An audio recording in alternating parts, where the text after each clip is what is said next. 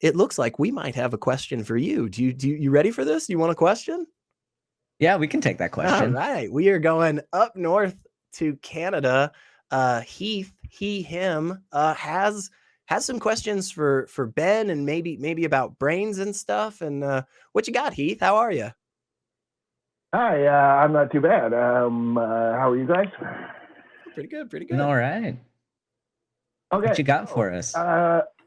Well, over my life, a few times when I was younger and then a few times when I was older, there's kind of a gap in the middle. I had what seemed at the time to be prophetic dreams.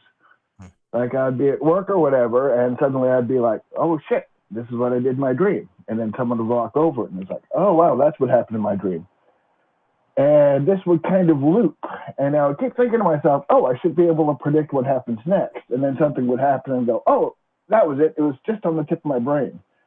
So I would have this kind of, and of course I know that your brain has a chemical that it squirts when, I assume, this is really my question, that my brain has a chemical that it squirts when I remember something.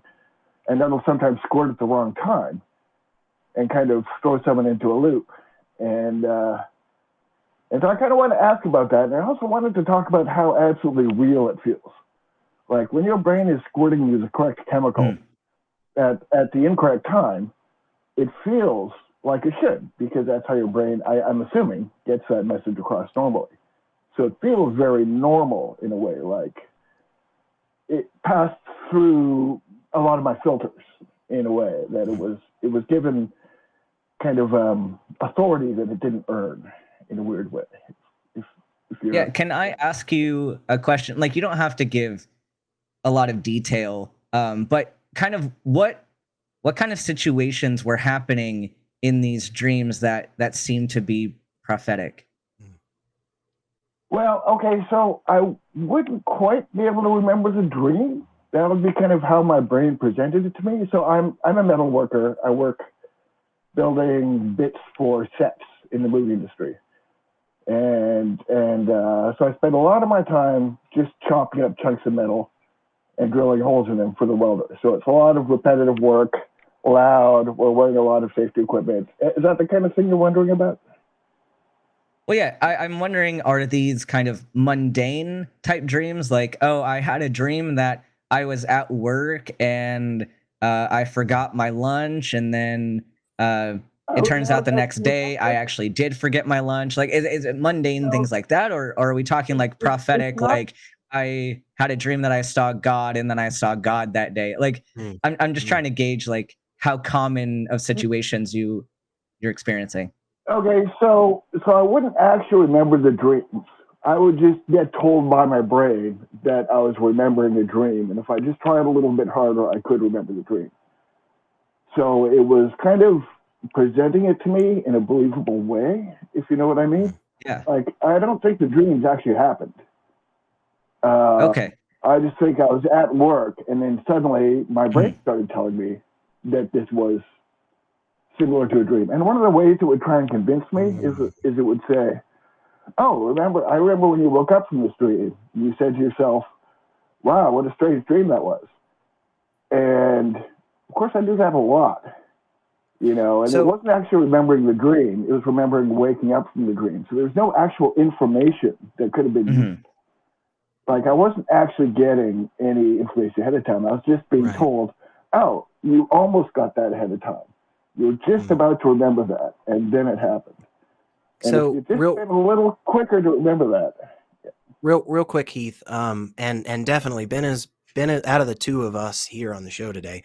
Ben is the one that is much more knowledgeable in this, so I'm going to let him, take the vast majority of this. But one thing I do know about our brains is they are highly, highly susceptible to patterns.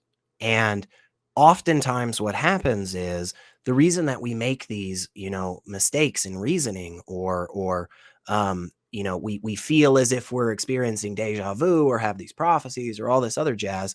A lot of that can be attributed to the fact that we incorrectly attribute a pattern to something that doesn't have a pattern. Like we go outside and we see stick, rock, and we go, oh my gosh, somebody's trying to tell me something. The universe is here and it's focused on me. And in reality, what happened was like just wind came through and it just like dropped some sticks from a nearby tree, you know?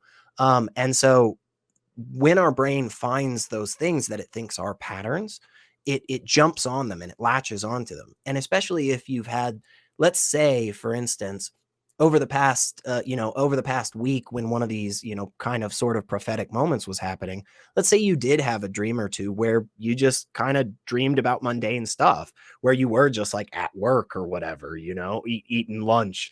And when you woke up from that, okay, maybe you're not consciously remembering this anymore, but maybe there's still a little bit of that memory that's hanging around somewhere, right? And I love the way you said brain squirts, by the way. I'm going to use that all the time. But, then later on in the day, your brain squirts a little bit because you're doing something that reminded you of that mundane dream. And now your brain is trying to connect this pattern that doesn't exactly exist, But definitely, I mean, Ben, you're the one that has much more knowledge on this. So please. Okay, I do want to comment, but I just want to make one quick comment on that. Imagine Sure. What you're saying is absolutely true, but imagine if like it was turned up to 11 from Sure. normal. It was just like a really intense version of that, if you know what I mean. Sorry, Ben, carry on. Yeah. Yes, I mean, it's a very complicated question, and it's very difficult to study this kind of process because in order to isolate the specific circumstance and eliminate other variables is very difficult, and especially relating something that can be so subjective and try to get some objective data from it is very difficult.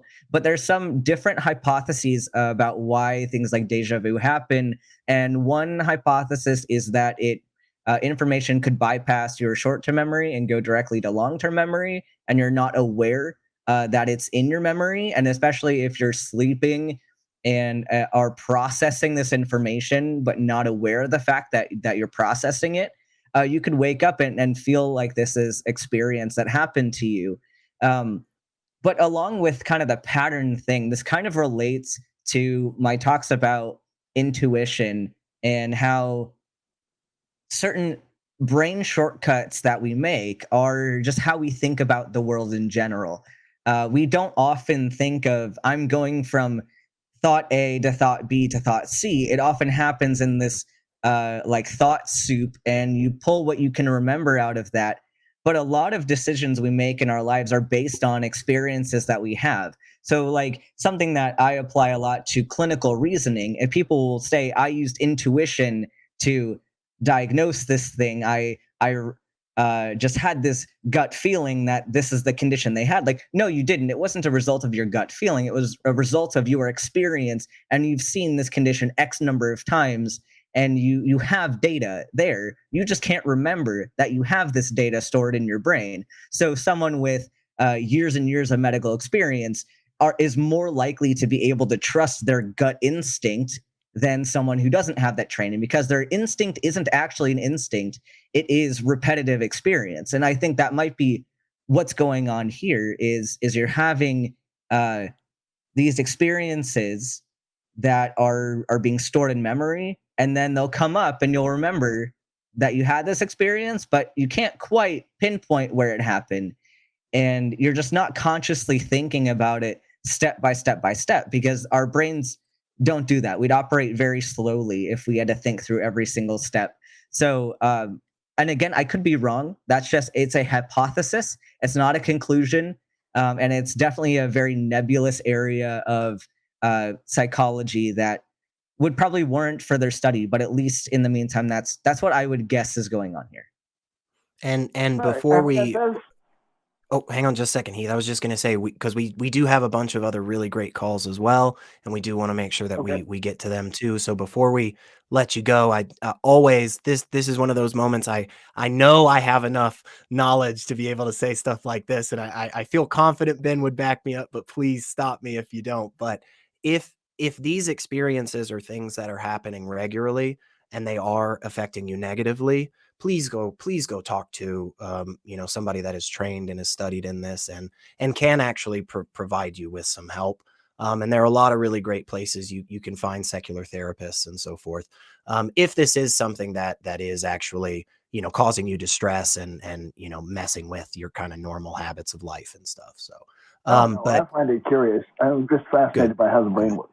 I find yeah, it yeah, cool. super interesting. Yeah. Well, yeah, wrap us up, let's Heath. get on to your other calls. Yep. Okay. One last thing I would just say, I think you guys are right because of how repetitive the action was. Like I sit and work that bandsaw for weeks, months, years at a time. So I think you're onto something there. Okay. I will talk to you later. Thanks so much, Heath. We appreciate you calling.